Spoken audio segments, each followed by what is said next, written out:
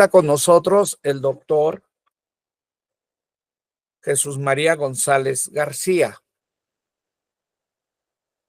Buenos días, buenas tardes ya en España. Buenas tardes.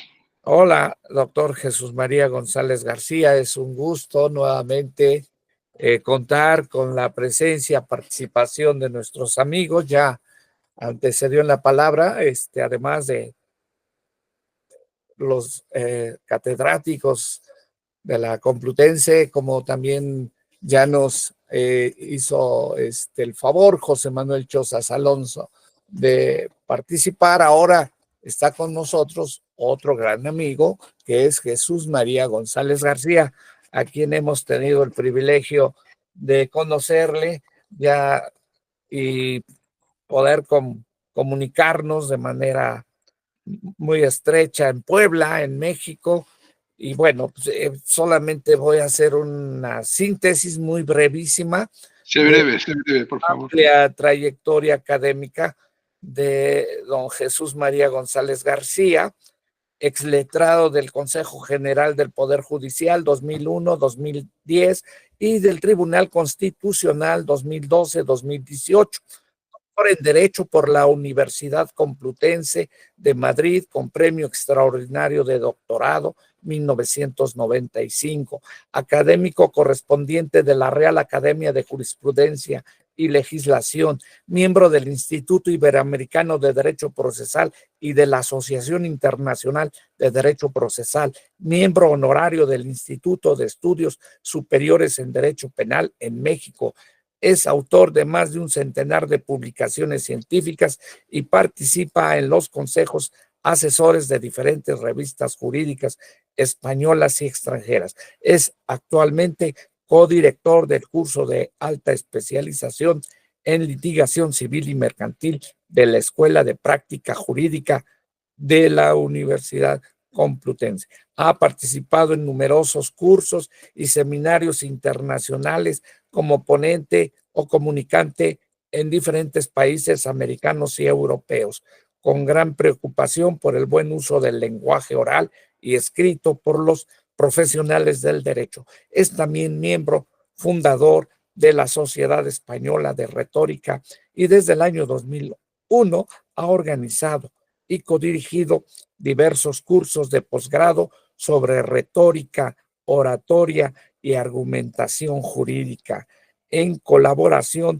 con diversas instituciones públicas y privadas, materias impartidas en el máster de abogacía, aplicación de práctica de los derechos fundamentales y procedimientos para su defensa. Así como también cabe resaltar que con motivo de la realización de nuestros congresos y encuentros académicos internacionales, hemos publicado en editoriales de prestigio como Dickinson y Tirán Leblanc sus aportaciones académicas. Bueno, solo me resta expresar, como siempre, mi afecto, mi reconocimiento y admiración a don Jesús María González García. Y este día va a tratar el tema, el acceso a la justicia y el lenguaje claro. Adelante, doctor Jesús María. Muy bien, pues muchas gracias, doctor Sánchez Vázquez, querido Rafael. Espero lo primero que se me oiga bien, porque al estar a tanta distancia, si hay cualquier problema con el audio, les ruego que me lo digan. Rafael y los demás asistentes me van a disculpar un breve tuteo. Saben que en España nos gusta mucho tutear. Rafael, te voy a tutear a la española, agradeciendo tu invitación un año más y sobre todo tu confianza. Eres ya reincidente con nosotros, así que muchísimas gracias. Es un auténtico placer poder contar contigo. Y ahora paso al usteo otra vez. Poder contar con todos ustedes en esta tierra querida, que también nos trata siempre a mí y a algunos de los que me han precedido en el uso de la palabra, porque me consta que tanto a Faustino y como a José Manuel Chozas, que son compañeros de la Universidad Complutense,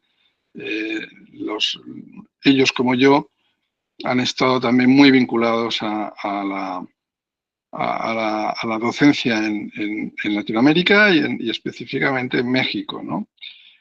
Por tanto, gracias. Y con eso concluyo lo que son, podría continuar, pero con eso concluyo lo que son las consideraciones de orden protocolario y de agradecimientos, porque el tiempo es breve y tengo la sensación de que ya voy con un pequeño retraso con respecto al calendario inicialmente trabado. Yo, en efecto, voy a hablar del acceso a la justicia y el lenguaje claro.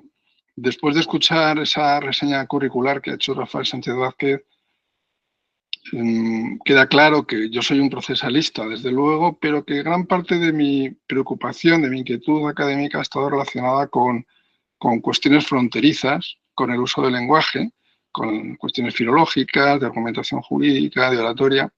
Y es esta segunda vertiente de mi actividad académica e investigadora lo que va a alimentar esta breve exposición de 10-15 minutos no más. Voy a hablar del acceso a la justicia y el lenguaje claro, que es un asunto de gran preocupación para todos los juristas en España, y yo creo que es algo que preocupa a toda la comunidad jurídica internacional y muy especialmente en Latinoamérica, por lo que vamos a decir. Por tanto, yo voy tan solo a dar 3 o 4 ideas generales del estado de la cuestión en España, de las razones de por qué nos debe preocupar que el lenguaje jurídico sea claro, y brevísimamente al final pues haré un pequeño diagnóstico de cómo es nuestro lenguaje jurídico y de algunas vías de solución.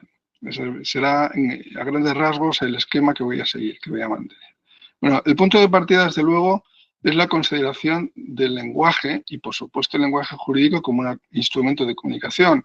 El ser humano utiliza el lenguaje precisamente por su condición humana, es decir, porque se relaciona con otros seres humanos, con otras personas, y tiene la necesidad de comunicarse. Hay otros seres vivos que se comunican entre sí de otras formas, y el ser humano, como ser racional, ha tenido la capacidad, ese tesoro de la racionalidad humana, ha tenido la capacidad de desarrollar un instrumento de comunicación que luego es también un instrumento de pensamiento, que es el lenguaje, ¿no? Y el lenguaje jurídico, que forma parte de la clase dentro de la especie y lenguaje, si vale la expresión, pues el lenguaje jurídico es también un instrumento de comunicación, que pone de relieve el ser social, el carácter social del derecho mismo. El derecho surge también, al igual que las sociedades, surge como un instrumento de organización de la vida. Las sociedades, los seres humanos, nos organizamos, y la forma de organizarnos y de darnos normas o de criterios de actuación, de imponernos derechos y deberes, lo hacemos a través del lenguaje, creación de normas, aunque sean normas verbales, pero siempre articuladas a través del lenguaje que usamos todos, de la lengua. Por tanto, debemos entender que es muy difícil separar el derecho del lenguaje y el lenguaje del derecho. Son dos relaciones inmanentes muy vinculadas entre sí. Bueno, partiendo de esa realidad, en los últimos, voy a decir, decenios, se ha producido un movimiento internacional a favor y la implementación o el desarrollo de lo que llamamos el lenguaje claro. Y se ha vinculado al acceso a la justicia. El hito internacional más relevante a este respecto es, como en tantas cosas, ese documento emanado de Naciones Unidas, que son los Objetivos de Desarrollo Sostenible, uno de los cuales, el 16º, se dedica específicamente a la justicia y tiene como parámetro o como fin general, uno de sus fines generales, entre otros muchos, el de facilitar el acceso de los ciudadanos a la justicia, el acceso de la población y la creación de instituciones eficaces, responsables e inclusivas, dice literalmente ese postulado general, ese principio general, que luego se plasma en el punto 16.3, que dice más o menos algo así como que hay que promover el Estado de Derecho en los planos nacional e internacional y garantizar la igualdad de acceso a la justicia para todos. Bueno, hay una clara vinculación, por consiguiente, entre un lenguaje claro y el acceso a la justicia a partir de ese documento. Y son muchas las naciones que, asumiendo un movimiento de carácter internacional promovido por distintas organizaciones, pues promueven iniciativas en este sentido. Por ir directamente al grano y no enredarme en consideraciones preliminares, voy directamente al grano, que es lo más reciente además. ¿Cómo está la cosa en el derecho español? El derecho español se acaba de publicar hace escasamente unas semanas una ley orgánica, Ley Orgánica 5/2024, que regula el ejercicio del derecho de defensa. Es una ley estructural para todos los ámbitos de la justicia y en esta norma, que no es muy extensa, se dedica un precepto, el artículo 9, exactamente a regular el uso del lenguaje claro. La rúbrica de esta norma legal es derecho al lenguaje claro en los actos, resoluciones y comunicaciones procesales. Como digo, una norma nueva aprobada, yo creo que no sé si unánimemente, pero por una inmensísima mayoría del Parlamento español, de las Cortes Generales, y les voy a leer el párrafo primero de esta norma, que lo tengo en pantalla. Dice así: los actos y comunicaciones procesales se redactarán en lenguaje claro, de manera sencilla y accesible universalmente, de forma que permitan conocer a sus destinatarios el objeto y las consecuencias del acto procesal comunicado. Bien, ese es el principio general de la norma. Hay un mandato que habla, ese párrafo primero, de los actos de comunicación, actos y comunicaciones judiciales o actos procesales en general, sean actos del órgano judicial, del tribunal, o sean actos de las partes. Pero además, la norma desarrolla esta primera idea, este primer mandato, y lo extiende específicamente a las resoluciones judiciales, a las resoluciones del fiscal, del Ministerio Público, y a las que dictan los que en España llamamos letrados de la Administración de Justicia.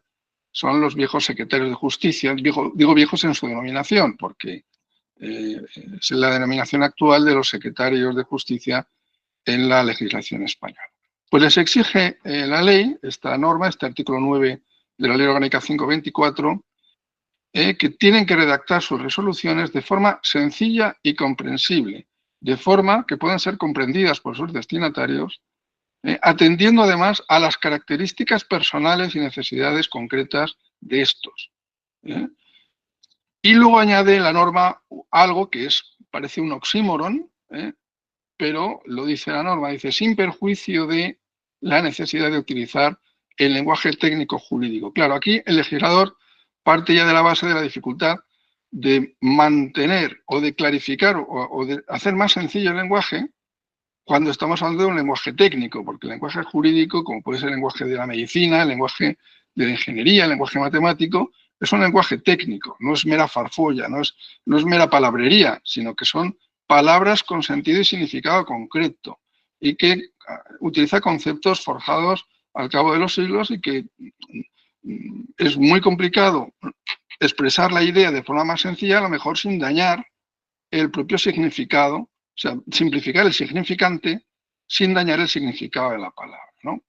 Por tanto, ese es el principal caballo de batalla. ¿Hasta qué punto puedo ser yo capaz de simplificar un lenguaje jurídico sin dañar el significado de los conceptos de las cosas y hacerlo de forma comprensible para el destinatario? Por último, la norma establece criterios específicos para las personas con discapacidad y para menores de edad, exigiendo un especial esfuerzo de los poderes públicos y de los órganos de justicia para que hagan ese esfuerzo de comunicación y de comprensión cuando la persona tiene además dificultades, porque es una persona con una discapacidad que le hace más complicado el conocimiento o el entendimiento del contenido de las normas o escritos procesales.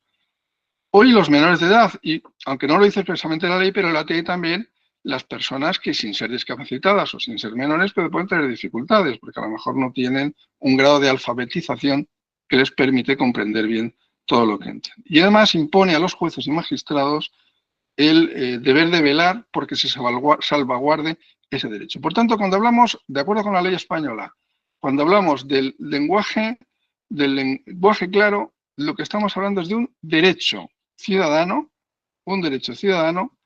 que se impone, cuyo cumplimiento se impone a los poderes públicos, y dentro de los poderes públicos a los órganos jurisdiccionales. Son los encargados de velar por el cumplimiento. Claro está, la norma puede ser tenida por un brindis al sol o por una norma platónica, porque lo que no se regula en la ley, en esta ley que acabo de muy concretamente de citar, la Ley Orgánica 5/2024, lo que no se establece es un régimen de aplicación de la norma, ni se impone un régimen sancionador en caso de incumplimiento. Es lo que aquí en España algunos juristas, buenos juristas, nuestros maestros, llamarían una norma admonitiva, es decir, una norma que contiene pues un consejo, una admonición dirigida al juez, pero que, claro, la infracción de esa norma luego cómo la salvaguardamos, ¿no?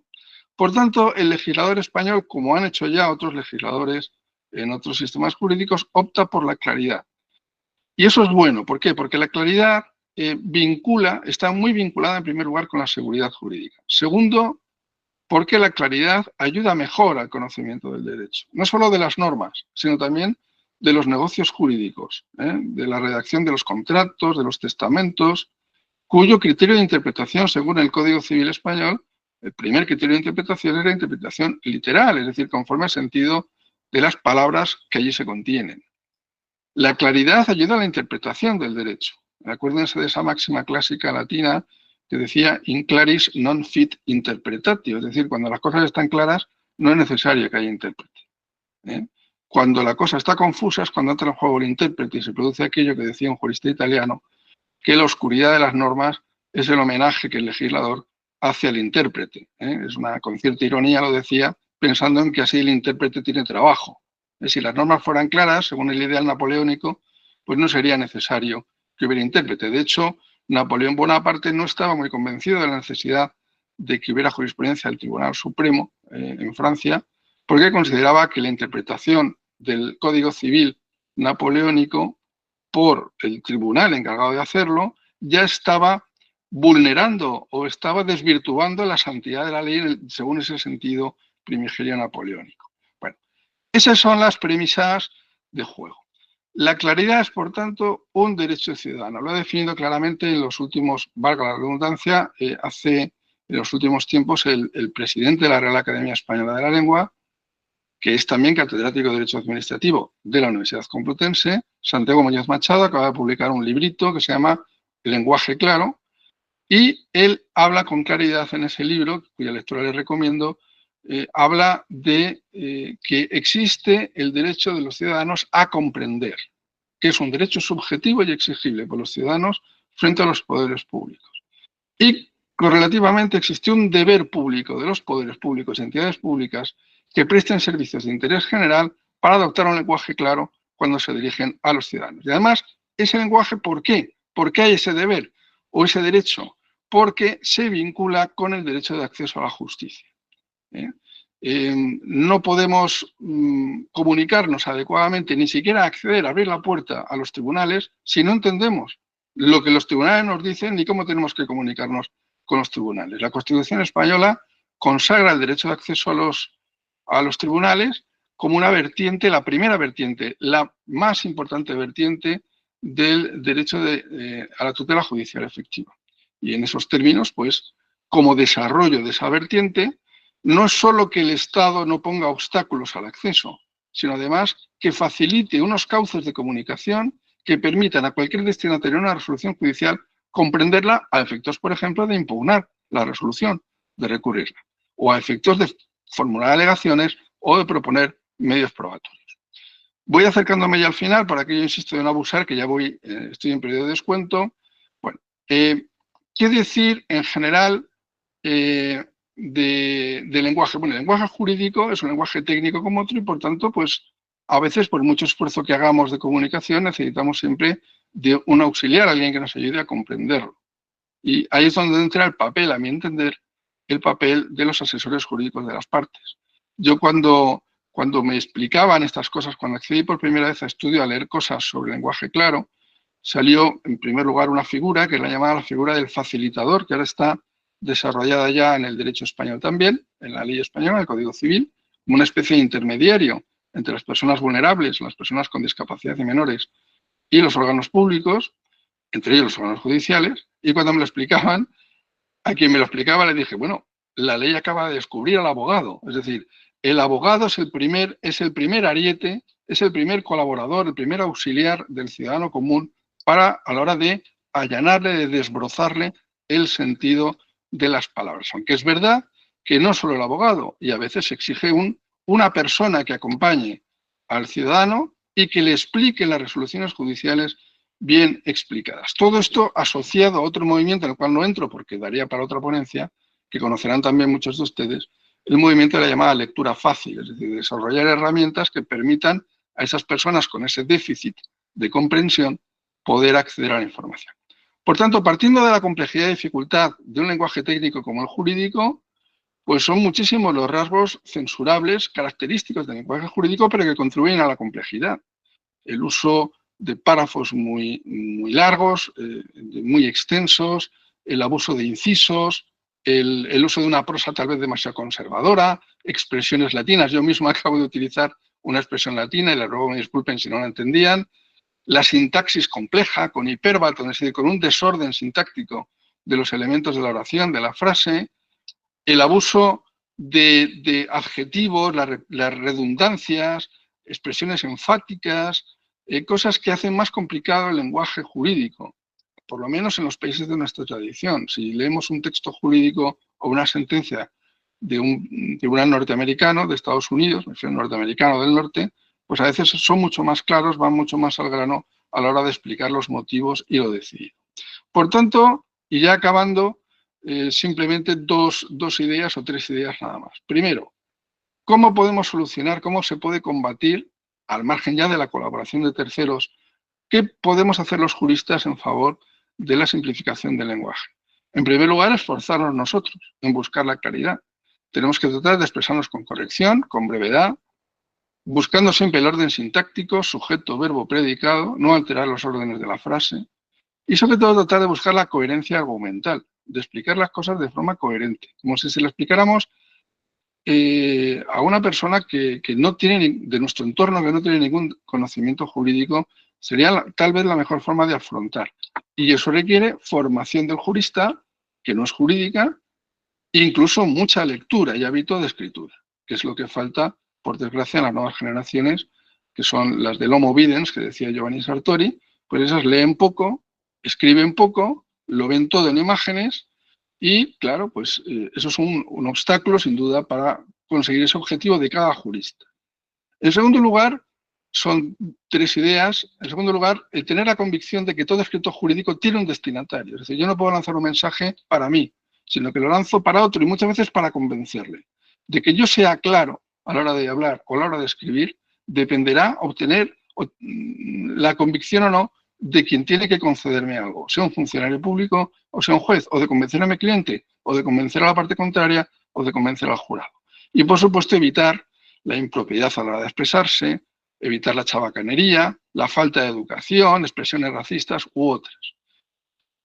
Bien, son muchísimas las cosas que podría decir, pero son las 18 y 28 minutos. No quiero abusar del tiempo, sobre todo pensando en la larga lista de oradores que quedan todavía pendientes. En fin, dejo la cosa ahí, no digo a medias, pero no rematada del todo, y simplemente pues espero que les haya animado, si no tenían idea o conocimiento de este problema o de esta nueva situación, a estudiarlo, a leerlo y a formarse más en estas cuestiones de lenguaje claro. Por mi parte nada más, Rafael, te devuelvo el uso de la palabra. Muchas gracias. Muchas felicidades y definitivamente pues ha sido muy provocativa esta disertación y como siempre nuestra gratitud, admiración y respeto y un fuerte aplauso.